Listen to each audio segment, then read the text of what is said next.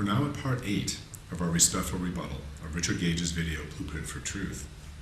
Gage claims that molten metal dripping from the side of the tower shortly before the collapse was evidence of 4,500 degree nanothermites melting steel. But I have real problems with that assertion. First, a huge plane comes crashing through 1,200 degree melted aluminum soup discolored from burnt paper, office furniture, and curtains pours out of the hole almost an hour later. That seems natural to me. Richard asserts that molten aluminum would have to be bright and silvery, but aluminum soup like this I think would be discolored. Second, if superheated explosive nanothermites caused this, they wouldn't have gone off on this one side of this one building only.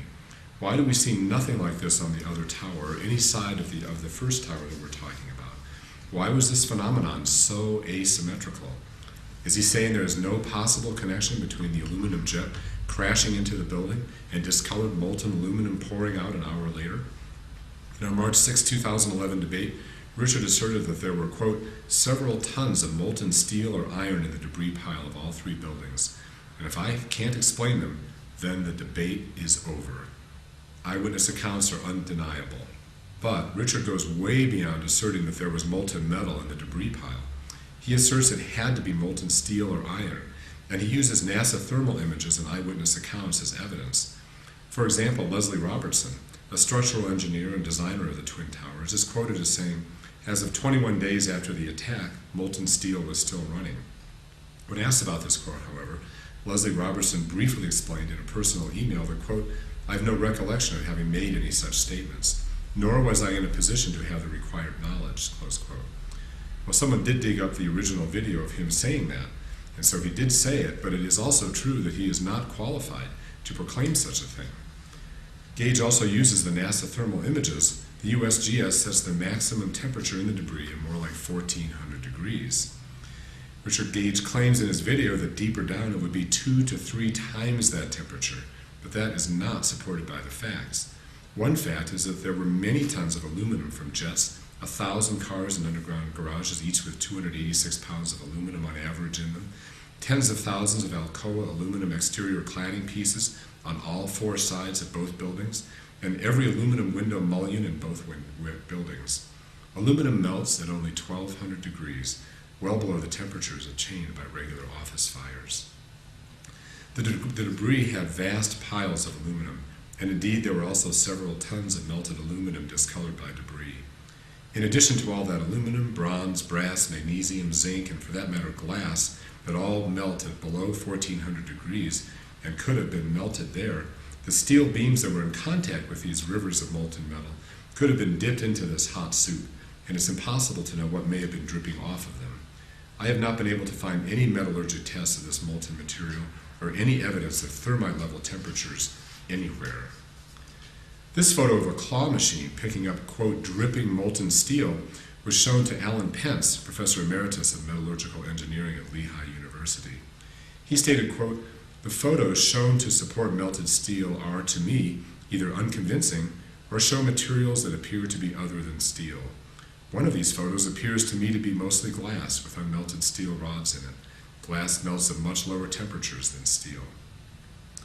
Other people I've talked to have said, it was not molten metal in the claw, not even close. I grew up near a steel mill. You would see shaped members that color all the time, stacked, sitting out cooling. At night, they were very obvious. Another quote, the heat would quickly travel up the arm and fail the hydraulic pistons. Another quote, I'm a technician for almost 20 years on trucks and heavy equipment. This would absolutely destroy them. I'd hate to see what 2,000 plus degree hydraulic fluid would do to all the tiny seals in the manifold, the gland and piston packings. If you need a machine to pick up things in the molten steel heat range, you would use special attachments. That's a normal grappler. It cannot pick up stuff that is beyond its own melting point. All the grease and the moving parts would have gone way before that temperature. I know people who had equipment working at ground zero. There was lots of damage to them, but nothing like you would see from trying to pick up molten steel. An eyewitness can credibly report the existence of molten metal, but no eyewitness can state with certainty what they're looking at, whether it's molten iron or steel.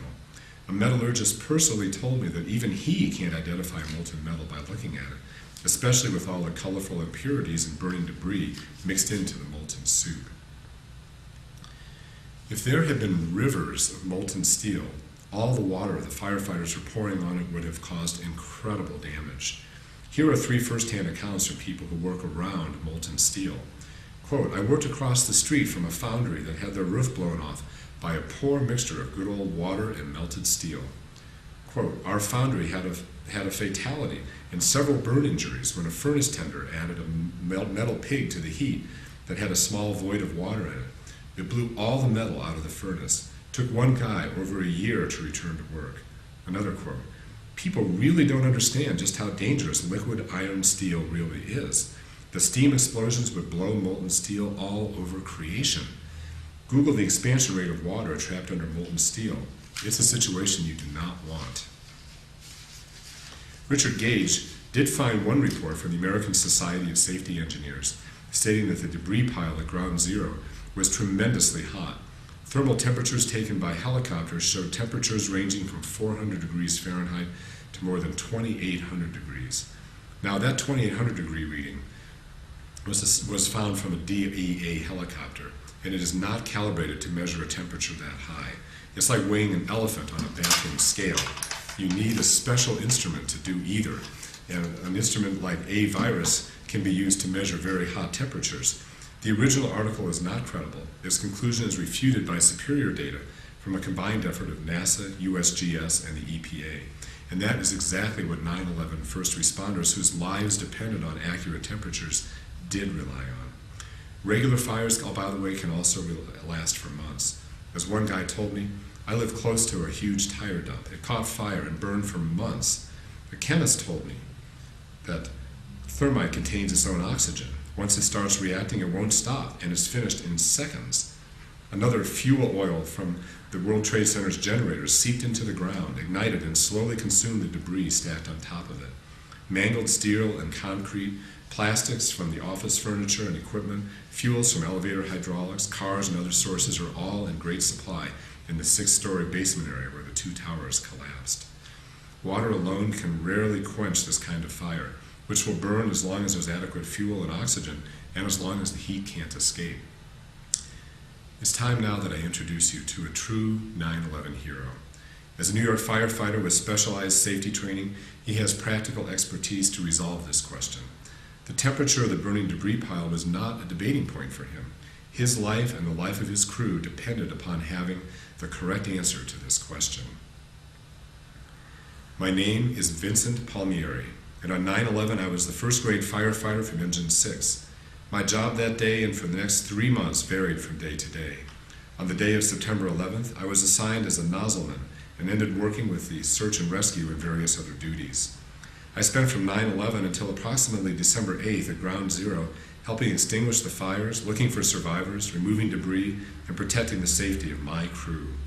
The debris pile had hot spots, and every day we used USGS thermal imaging maps to determine the location and intensity of these hot spots.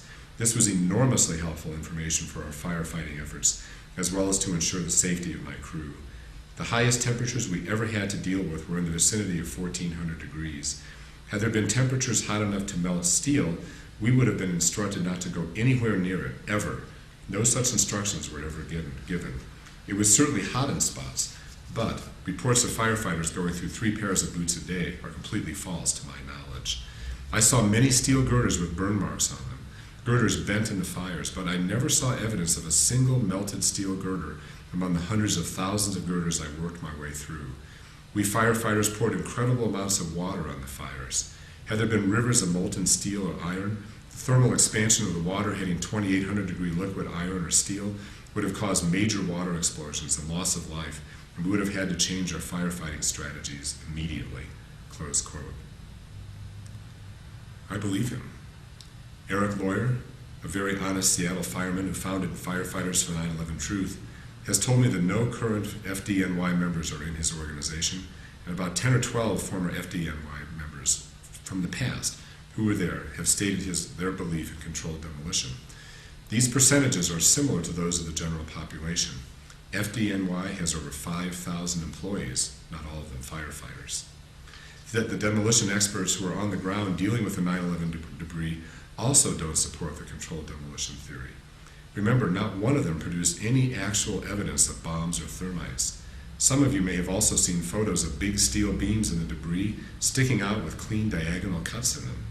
You may have been told that these cuts were made by thermitic demolition, because these diagonal cuts are indeed found in controlled demolitions when they want support columns to literally slide off of themselves. But the people who were there have a very different story. When I first saw this picture, I was impressed. I was told that first responders would never have made diagonal cuts because that would have been inefficient. But Demolition Dave explains in this video that he and his crew did indeed make these cuts in the steel beams as part of the debris removal process. You can see where they've made the cuts along right above. That's the bow tie connection. They're cutting it about 3 to 5 foot above the bow tie connection where it starts into the forming of the candlestick. They've got 3 candles left to cut. The rivers of molten metal were not a universal phenomenon, as you can see in this picture. Otherwise, how could they have dug so deep? And by the way, this picture is evidence that the debris pile collapsed far into the sub-basements and added up to 10 or 12 stories, not the 2 stories of debris Richard claims. For a building that is 95% air, a height reduction of 90% after collapse is to be expected. Richard claims that 4,500 degree nanothermites instantly pulverized the concrete and melted the steel. That would require incredibly high heat globally, or it couldn't explain the global collapse. But there were no people with scalded lungs from the dust, no NASA images of over 1,400 degrees in the hot spots in the debris, no problems walking on top of the cool debris even an hour after the collapse, no deafening or blindingly bright explosions able to hurl large objects hundreds of feet, no problems digging deep into the debris pile because those rivers of molten metal were localized. I'd call them creeks. I would like to end with another statement from 9/11 firefighter Vincent Palmieri. He's heard intimations the New York firefighters may be afraid to speak out about what they supposedly actually think happened on 9/11. Quote, "If there were members of FDNY who thought there were bombs in those buildings, there would be many dozens of members standing with the firefighters for 9/11 truth. That's how we do it. That's who we are. Firefighters stand by each other through thick and thin. We have to trust each other. If we are brave enough to go into a burning building and save the life of a complete stranger, why are we not brave enough to stand up for the murder of 343 of our own family? Are we too cowardly to stand up for our family? They don't call it a brotherhood for nothing." Well, so far, we are at 141 reasons for the natural collapse theory over controlled demolition, and counting. I brought up 100 of these reasons with Richard Gage in my March 6th debate. He did not respond to most of them. Instead, Richard made claims that certain observations could be attributed only to controlled demolition, and asserted that if I can't explain them, then the debate is over. I purposely went along and tracked down photos and explanations to explain what Richard was putting out. It was a game of fetch. I could have debated by just attacking Richard's position as unprovable, but I voluntarily chose to fetch answers for all of his assertions instead. In this way, I hope I can show you that the 9/11 mysteries are not as mysterious as they seem to be at first. So in the next section of our investigation of Richard's claims around the Twin Towers, we'll look at chemical evidence of controlled demolition, see if there's any truth to aspects of the sulfidized steel or iron-rich microspheres. Then I'll look at the most compelling argument Richard Gage has, the alleged thermitic residue in the World Trade Center dust. Thank you for watching.